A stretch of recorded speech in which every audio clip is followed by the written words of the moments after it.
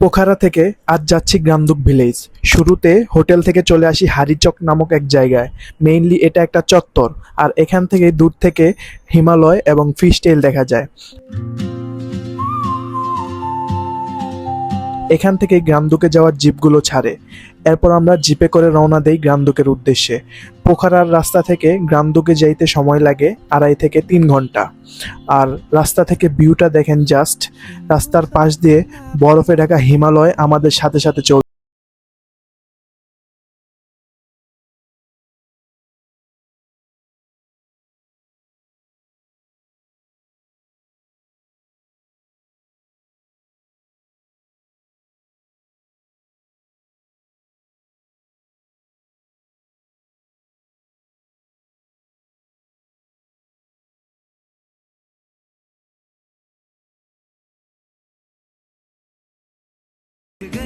বসে বসে ভাব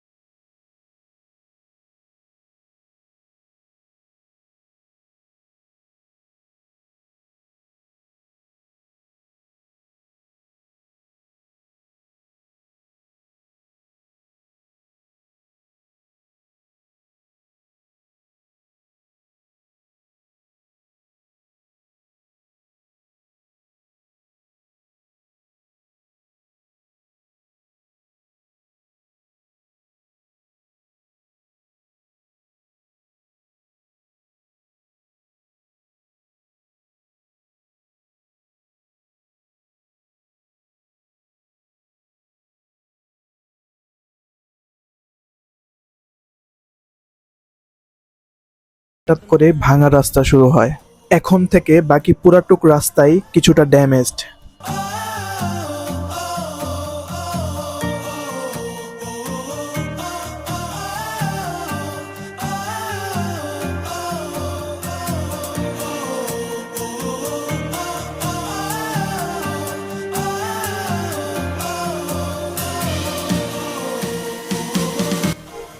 এরপর চলে আসি মদিখোলা নদী। এটি অন্নপূর্ণা অঞ্চলের অন্যতম প্রধান নদী। বরফ গলা স্বচ্ছ ঠান্ডা পানি সবসময় এখানে থাকে, আর স্রোতের সাউন্ডটা অন্যরকম একটা প্রশান্তি দেয়।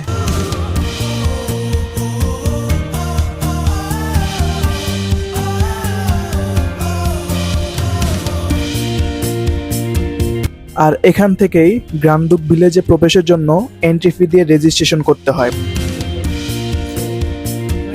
আমি এখন আছি হলো গ্রামদুক ভিলেজে প্রবেশের রাস্তায়। এখান দিয়ে হলো পারমিশন নিতে হয় গ্রামদুক ভিলেজের। তো আমরা হলো আগে থেকে পারমিশন নিয়ে রাখছি। এন্ট্রি ফি পার পার্সন হলো 1000 রুপি, আর 13% ভ্যাট ইনক্লুডেড। আর এখন আমি হলো সিঙ্গারা খেতেছি। এখানে গরম গরম সিঙ্গারা বাজতেছে। সিঙ্গারাটা অনেক টেস্ট। একটা সিঙ্গারা 30 রুপি।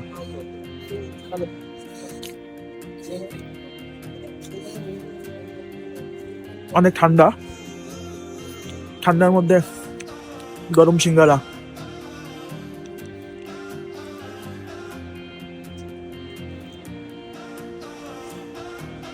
তার সাথে হলো এই ভিউ, সি দা ভিউ।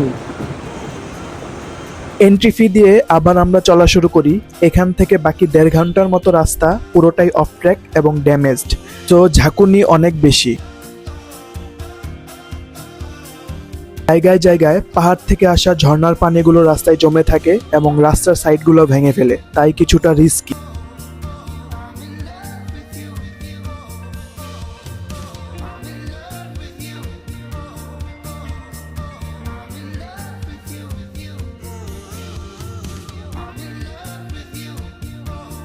রাস্তার অবস্থা এত খারাপ আর এত সরু যে দুইটা গাড়ি পাশাপাশি ক্রস করতেও সমস্যা হয়। যত উপরের দিকে উঠতেছি রাস্তা তত বেশি খারাপ হচ্ছে, আর রাস্তার কিনারায় ভঙ্গুর পাথর, একদম 180 ডিগ্রি বাঁক। ড্রাইভারের একটু এদিক সেদিক হলে মৃত্যু অনিবার্য।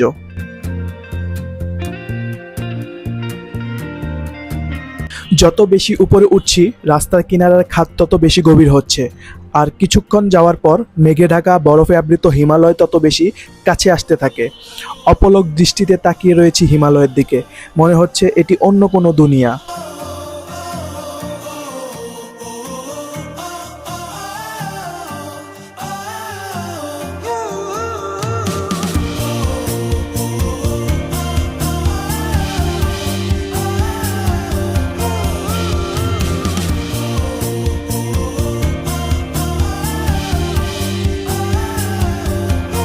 অবশেষে প্রায় 2.5 ঘন্টা জার্নির পর আমরা গ্রামদুক ভিলেজের আপার লেভেলে এসে পৌঁছাই, আর আমাদের ব্যাগ লাগেজগুলো উপর থেকে ড্রাইভার নামিয়ে দেয়।